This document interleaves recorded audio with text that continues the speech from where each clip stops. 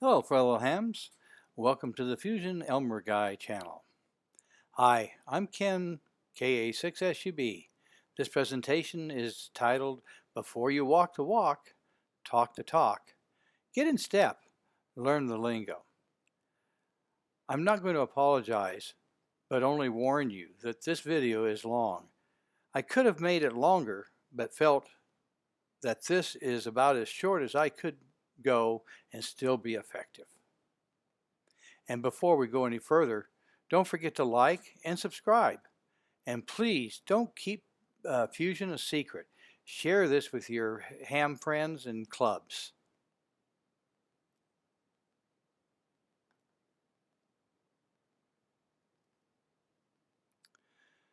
What we're going to be doing now is we're going to be talking about the different terminologies used in the Yaesu Fusion System.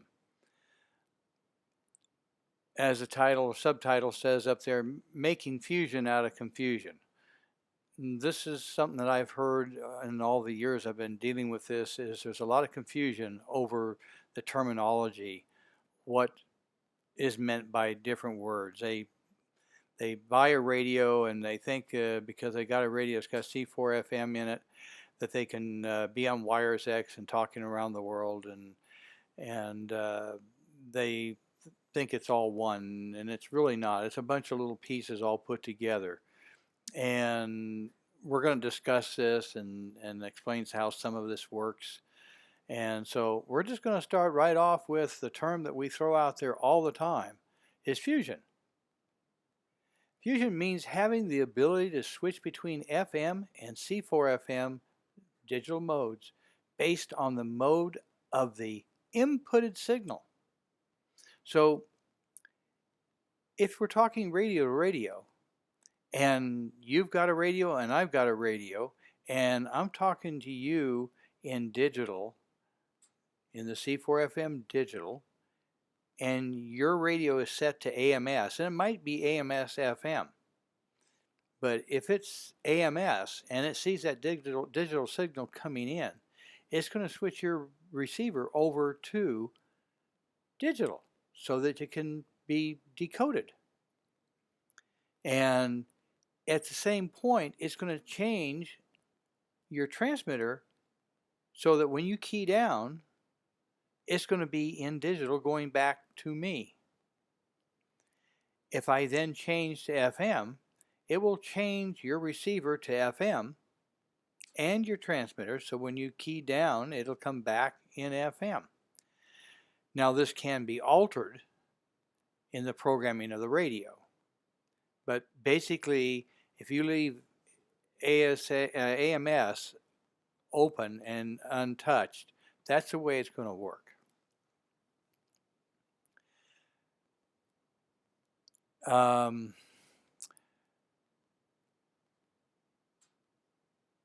And as I said earlier, fusion does not mean digital, and fusion does not mean wires X.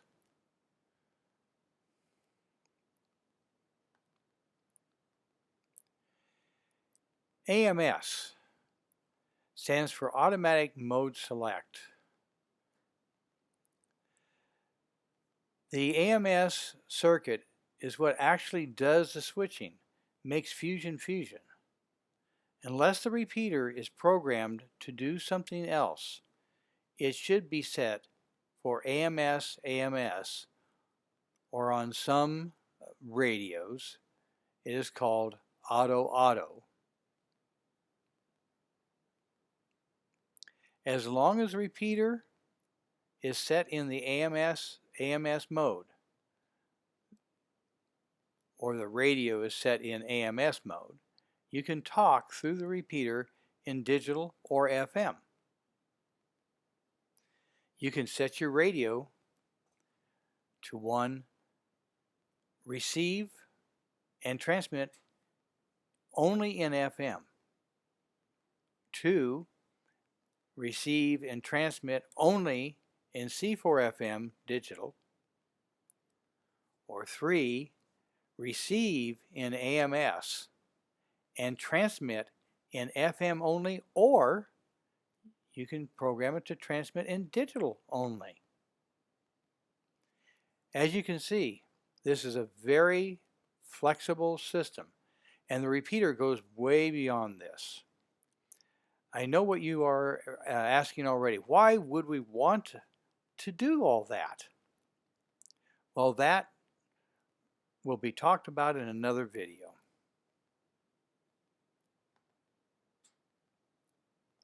FM. FM is an emission. It's been around for many years. It stands for frequency modulation. And it's going to be around for many more years. It's good stuff. It does have its problems. And those problems are overcome by the C4FM digital. But digital too has its issues. Like everything else in this world, there's nothing that's just perfect. C4FM emission is a digital mode of emission, and it is not wires X. Wires X can actually be digital or FM. Yes, I said FM. It can be programmed to function in an FM environment. C4FM has a bandwidth of 12.5 kilohertz. It's pretty wide.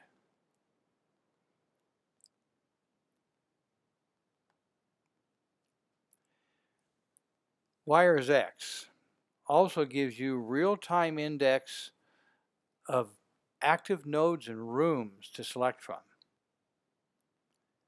The network is a hybrid network, meaning that it uses a server to find and make that peer-to-peer connection. If the server goes down, calls that are in progress remain until closed. All new calls can't be made. That is a problem with this type of a system, is you can't just, it's not peer-to-peer. It's not pure peer-to-peer. It uses a server to locate the connection you're going to.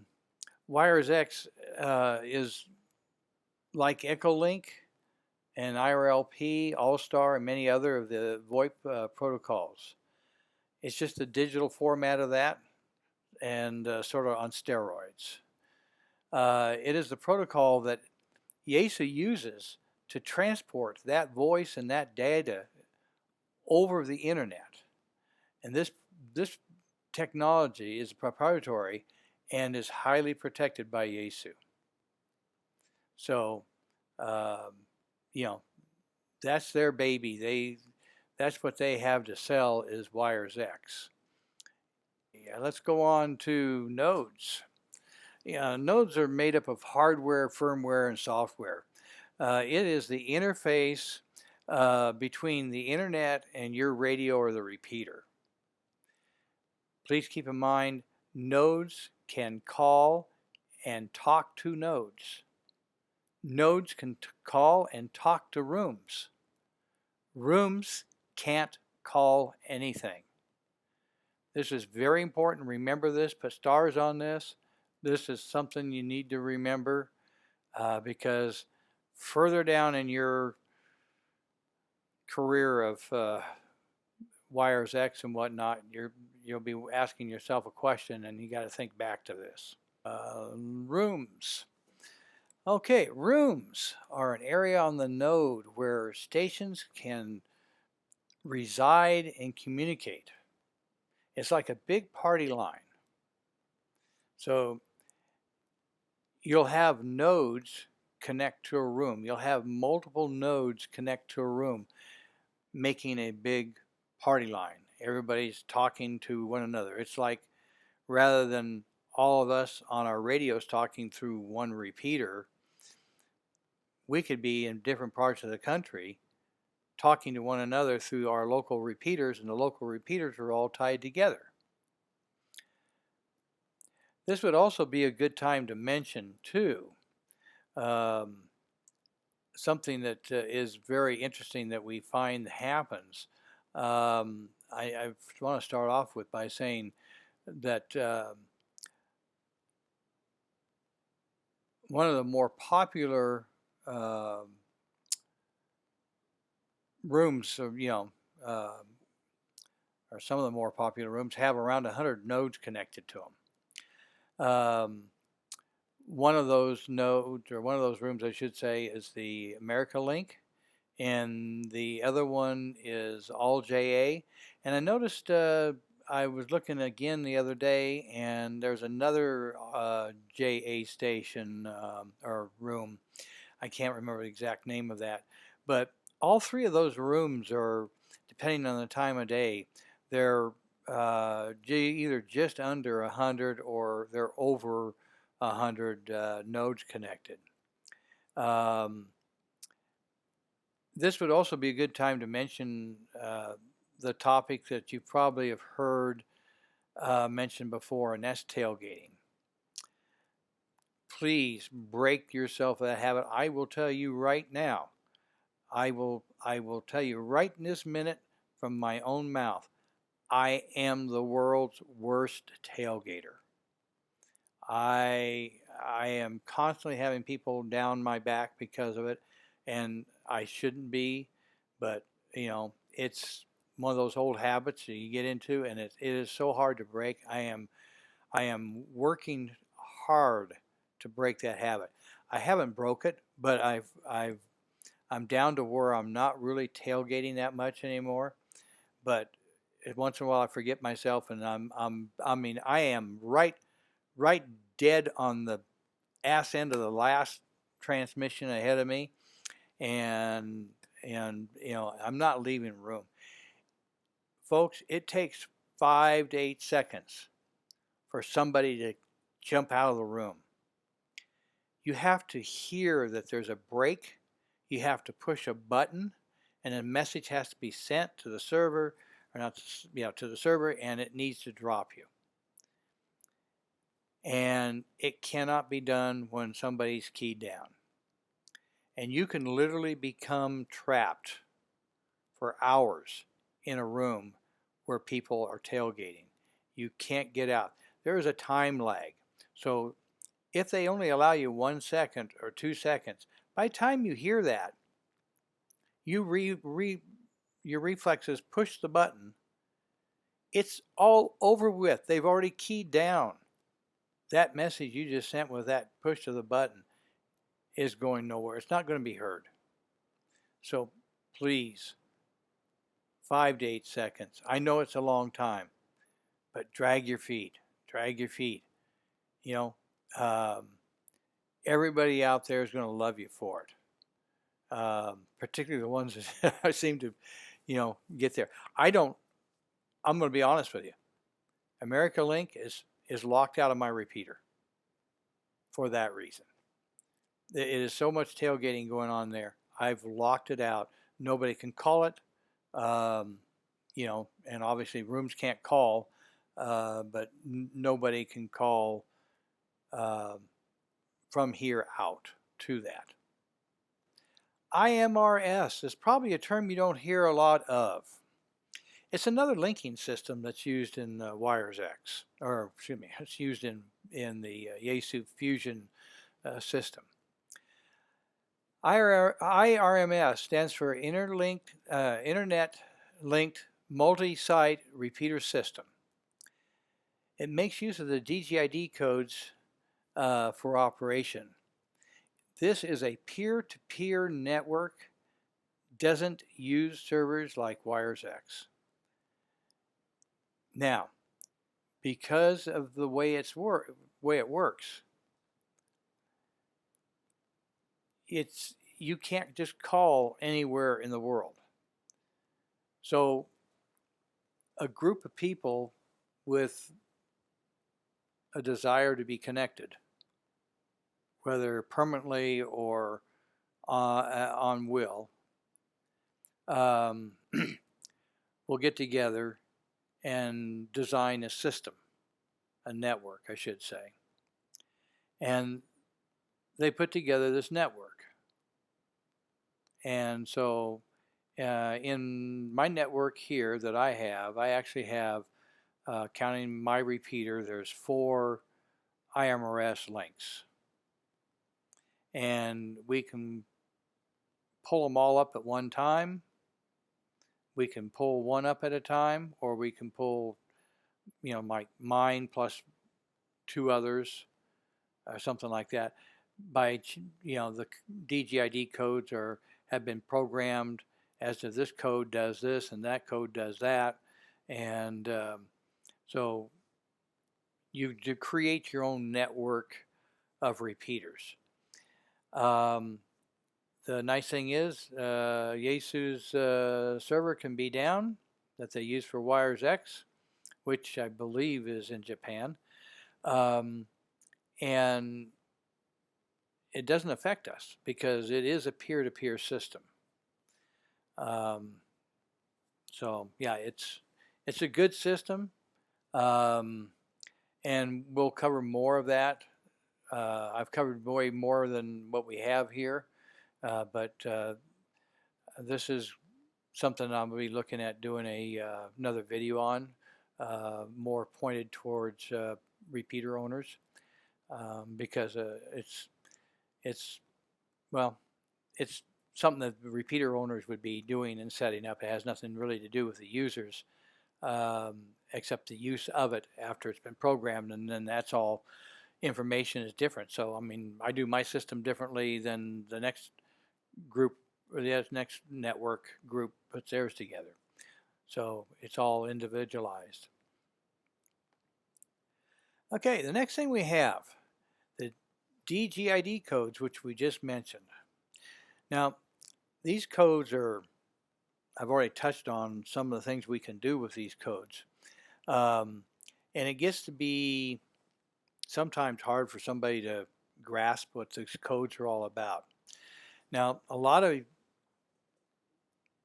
times I found if you think of the Dgid code sort of like the PL code, the PL tones that are used in FM, it makes it easier to wrap your mind around what can be done. So frequently on the DR2 repeaters, and again, this is goes back to basically the repeater owners and stuff like that. But as a user, you need to know what they're working with. So on those repeaters, you can set up a code. So maybe somebody has to have the code of 6. It's like let's say, like sort of similar to PL100, okay, to open up the repeater to get in. So you set your Dgid code to 06, and when you key down, your repeater opens up. If you key down with anything else, it doesn't open up. Now, I've been a ham for a while, so I remember the days when we didn't have PL tones. And when PL tones came about, my radios didn't have that capability. So needless to say, I had 3 2-meter radios that couldn't be used on half of the local repeaters because they switched over to PL tones. I sort of felt shunned. I fixed it. I mean, I took care of the problem. I went in and installed a tone board in there, but that's neither here nor there. But the thing is, I want my system to be friendly, so I use no Dgid codes to access the repeater. So if you get a brand new radio and you live here in my area and you charge that puppy up, you take it out of the box, charge it up, program my frequency in there, and you push your radio into mode for digital, you're going to open up that repeater and somebody's going to talk to you. You don't have to be looking around trying to figure out what the darn code is in order to get into it. So yes, it can be used like a PL code or tone. It can also be used for steering equipment around. So you got some basic ideas of what can be done here. We've gone, again, way beyond the scope of this. One thing that's important too to remember, and this is another one of those star moments here, you need to remember that the Dgid codes do not pass through wires X. So if you are using a Dgid code, then it's not going to pass through wires X to somebody else's system. Now, I'm going to go back and I'm going to tell you that it will pass through the IMRS system. So IMRS, when you use that linking system, you have to be real cautious about what everybody's doing.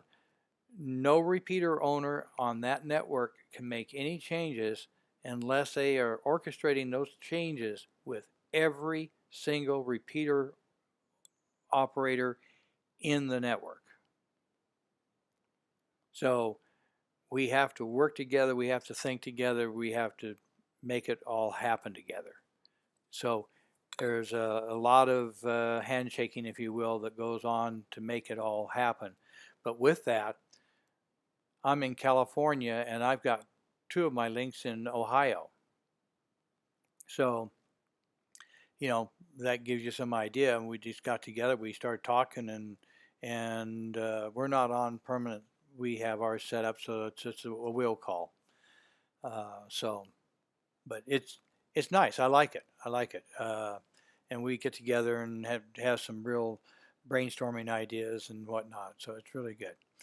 I think we've really used up our quarter on this one here. So let's move on to DPIDs. What in the world is a DPID? It stands for Personal Identification. Okay? It's a digital personal identification. This is a ESN, electronic serial number, that your radio was born with. These numbers can't be altered. This is why Yaesu radios do not need to be registered before use. You can jump on that radio, get it out of the box, and you can use it to talk to somebody else on the repeater. You can talk to somebody else simplex direct. You can get on wires X and you can use wires X without registering. You don't have to register that radio at all, except, here's the except, all nodes need to be registered. Remember that. All nodes need to be registered. No radios need to be registered. Now, keep that in mind. We're going to come back to that later. DN stands for digital narrow. So, as I said earlier, the bandwidth for C4FM is 12.5 kilohertz. In DN mode, your voice channel is 6.25 kilohertz. The other 6.25 kilohertz is used for error correction and other data. So there's a lot of telemetry that goes back and forth. This is the preferred mode when using repeaters or wires X. Friends, again, is another one of those things. Do yourself a favor, do your friends a favor, don't make enemies. Use DN for everything you do and you won't have problems. Okay? That's just, I can't tell it any other way. I try to live in a Yaesu pure world, and but what happens is when you get on wires X, you end up in rooms that are bridged across to something else. Remember, I told you wires X was protected. So you got other companies that are trying to build spot devices that are supposed to, quote, somehow emulate what Wires X does. And they can't because it's a patent thing. And when you go into one of those rooms that are bridged, things that happen are strange. Yeah, strange things happen. And people swear up and down that Yaesu's messed up, it doesn't work. No, Yaesu didn't mess up, everything works great. It's when you try to put DMR or D-Star or P25 or something else on there with it. They aren't the same. They are not the same. If they were the same, if they could talk to one another directly, they would be the same. They're not. So just keep that in mind. When you bridge them together, you're doing some hocus pocus here that creates problems. So if you go into wide and you're on Wires X and you go into a room that's got some spot devices on it, there's a strong chance you're going to mess up somebody's spot device. So again, like I said, please stay in DN and the world be happier. We just got through sort of running over that. The VW is voice wide. Uses the full 12.5 kilohertz, and there is no error correction, or there's no group mode or GM data passed. So if you happen to be using the GM feature and you're wondering why it doesn't seem to be working, well, that's the reason why. Look, and you'll find you're on VW. If you change it back to DN, everything will work.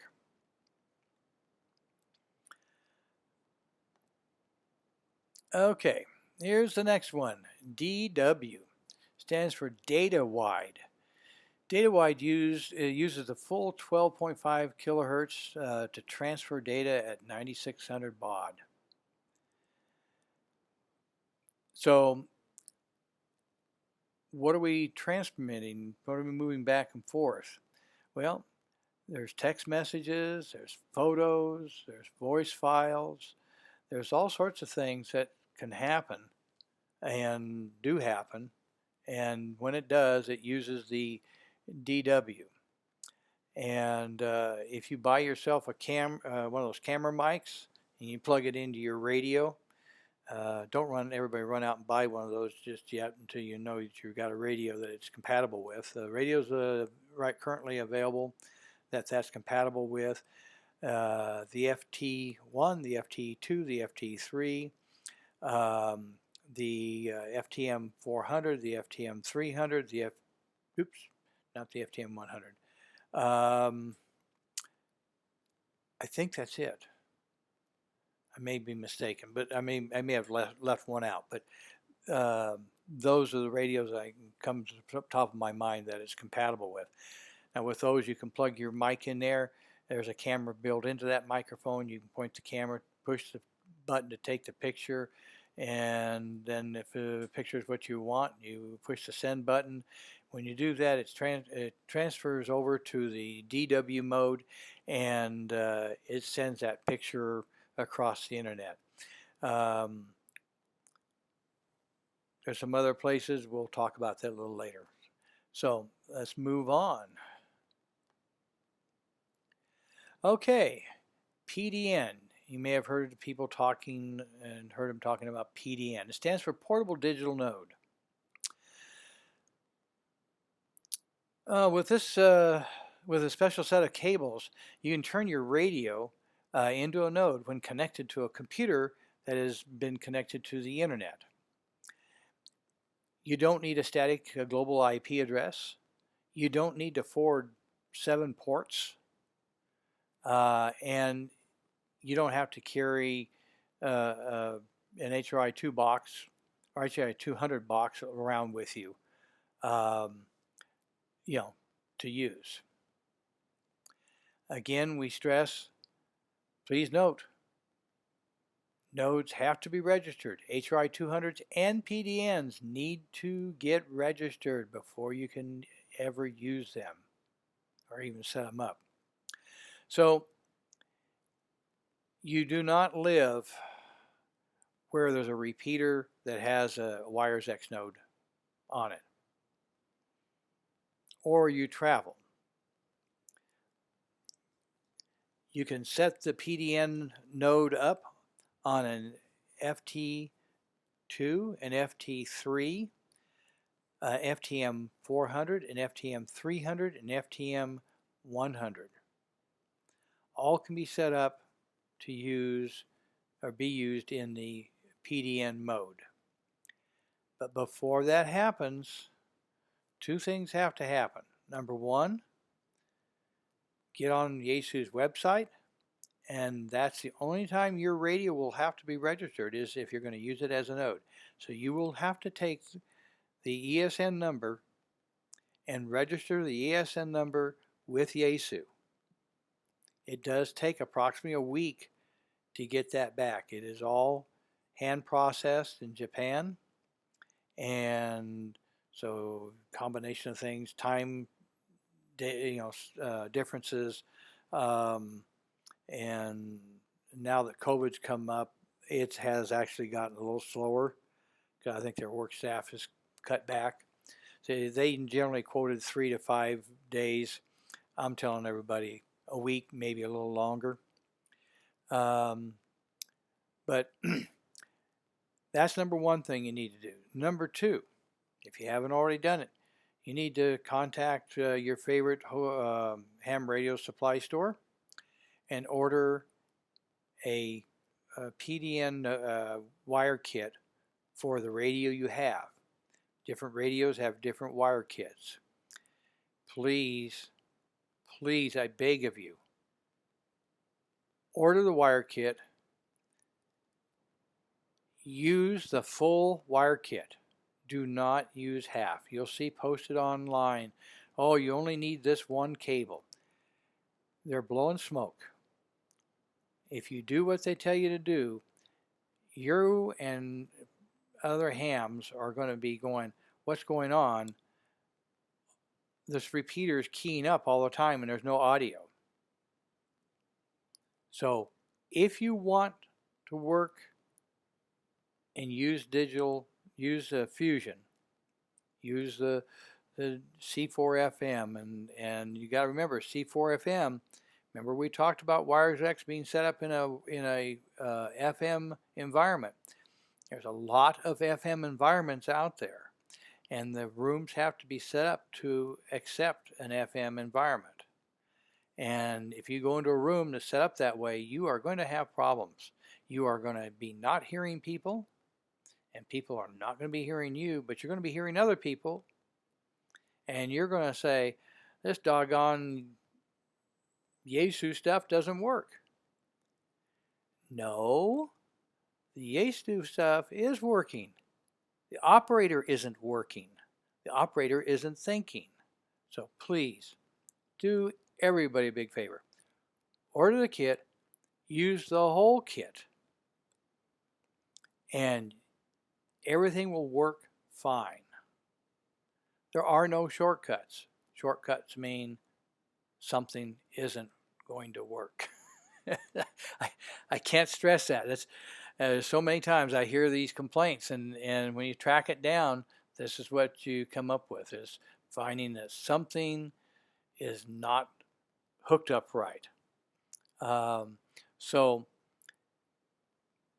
I would love to say get online to one of the sites and ask. Tonight I was looking at one of them, and here's this guy. He looks all professional. He's got his nice little picture there, and he says, "Yeah, all you need is the SCU 20 cable. You don't need the rest of that stuff. It works fine without it." No, it doesn't. I've been doing this since 2014. I've been messing with the Fusion and Wires X. So I've got some experience, a little bit, and that's why I'm doing this. I want to share this with everybody so we have fewer problems. I want everybody's systems to work and work properly. It just means doing it all right. Hri 200. The Hri 200 was the first um, Wires X device that was out there. It's still out there. It's still used, and um, you know, it does a lot of things that PDN does not do. Okay, so with a PDN, all you can do is be a node. That's all you are. You are a node. You are not a room. You cannot host a room. They will give you a room number when you register. It's only a placeholder because there is a matching room number for every node number. And they want to keep everything in sync so that there's no variations. So even when you're applying for a PDN number, they give you a room and a node number. The only thing you can do when you set it up, you can set it up. The only thing you can do is put the node in. You can't put a room number in. Now, that being said, Hri 200. Now, in PDN mode, you'll notice that there is a way to set it up, and they have what they call an Hri mode. Hri mode is not the same as an Hri 200. Hri mode just means it emulates some of the protocols of the Hri 200. It doesn't have all the features. So in the Hri 200, you have a room you can host, and you can also store voice messages, you can store text messages, and you can store photographs. So you have a message service, if you will. There's also a news service on there too. So there's I think it's called an international news and a local news service there. And be honest with you, not too many people use the news services at all. And I think the message services get played with. I haven't really heard of it. Too many people actually really use them, but it's capable of it. But that all comes with a price. So again, the node, you can't do anything with a node. I told you before, you could, as long as you had your radio, you could register and get your PDN number. On a Hri 200, you have to wait until you have that Hri 200 physically in your hands, and you have to read the number off the box, not the outside box, but the case of the metal case of the box. And then you get it registered, and now you have a radio that you can, or a node that you can use, and a node number and room number and everything like that. Now, with the Hri 200, it can be used for a number of different things. A lot of people will use them to link repeaters together. So they may take a handful of repeaters and put them together. In my system here, it's, as I spoke before, I have IMRS. I also have the other half of that, my system is made up of a Wires X linking. So I'm using the linking portion of the Hri 200. And I have, let's see, 1, 2, 3, 4, 5, I think 5, 6 nodes that are linked together. So one of those nodes is actually a hub, and it's in room mode. So it's a room, and the other 5 nodes come into that and are in there. So as I said before, that becomes a party line. And so that party line is all tied together. And through that hub, the link between my repeater and the hub is linked to the IMRS link system. So if somebody calls into my system through IMRS, or I call out, that is actually going out also over the Wires X system, and everybody in the Wires X system hears that. But on the IMRF system, only repeaters in the network that are connected will hear. The others are free to do whatever they want to do. They're not part of the system because they haven't been tied together. As I said, we put our heads together and come up with these systems the way they work, and make them work. And that's part of the fun of amateur radio, is doing something. And I know that the guys that are messing with the spot devices, that's their fun too. But it does play havoc and makes everybody else think something else is wrong when it really isn't. Let me check here, make sure. I already told you you have to forward 6 to 7 ports out and have a static IP address to use the Hri 200. This actually means that sometimes, and most of the time actually, you'll go to set up forwarding for your nodes, or the Hri 200s, I should say.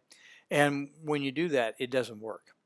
And what ends up happening is there's certain ports that your ISP, your internet service providers, have opened up already and have open to go.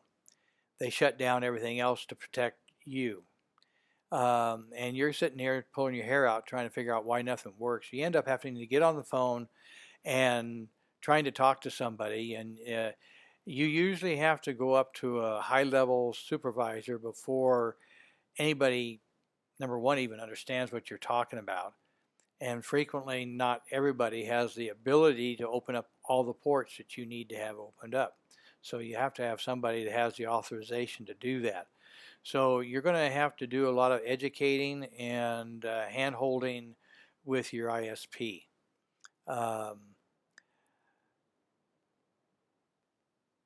These nodes are very sensitive to port issues. So you'll find that your Hri 200 sometimes will go down, and you're sitting here scratching your head trying to figure out what's going on. And the Hri 200 also, because of the massive amount of stuff it can do, in order to work smoothly, it does need a lot of bandwidth. So there is guidelines in the setups for those, and yeah, you can run it less. But you'll have some hiccups along the way, and that's just part of it. That's the way it works. I think I covered everything there. So, well, we made it. Thank you for staying with me until the end. If you have any questions or topics you would like to hear, contact me at the.fusion.elmer.guy@gmail.com. Trust me, that's a lot of dots. I got carried away. We'll see how this flies. But it's the Fusion Elmer Guy with dots in between each word at gmail.com. If you like this, be sure to give it a thumbs up and subscribe so that you won't miss the next video.